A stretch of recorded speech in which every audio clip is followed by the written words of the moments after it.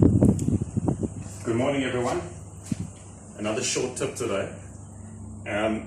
For those that have ever used the Patek's No More Nails, or any product which is basically the same, this is the only brand of this kind that I've used.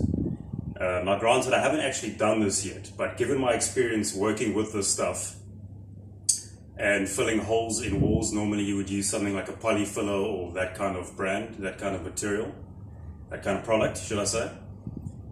I think this stuff, and definitely leave me comments and queries if you can, but I think this Patek's No More Nails should definitely do the job of filling in cracks in holes. If you've mounted something to a wall, you've put in screws and plugs, you've taken that thing off the shelf, you're putting it somewhere else, you're taking out the screw and the plug, you want to fill in the hole.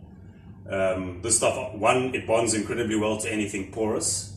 So in brick masonry and so forth, it'll definitely bond to. And even if you had to squeeze out a fairly large chunk of this stuff, it doesn't have to be overly thin to cure. It'll actually cure in a blob like this. So even if it's a fairly big hole, like you've drilled maybe a 10 or a 12 mil hole,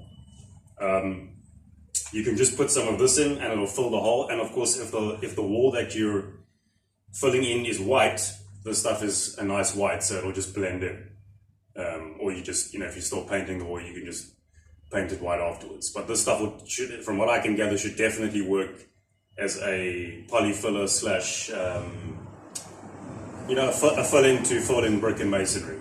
It'll definitely cure even like this. Doesn't have to be super thin or anything. Cool.